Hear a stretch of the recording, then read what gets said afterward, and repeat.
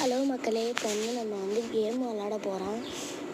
இப்போ ஸ்டார்ட் பண்ணுறேன். இப்போ யாரை அடிக்க போகிறோம்டா, அந்த ப்ளூ கலர் சட்டை இருக்குல்ல, அவனை தான் இப்போ முன்னாடியிலேருந்து ஒரே போடா போய் போட்டுருவோம்.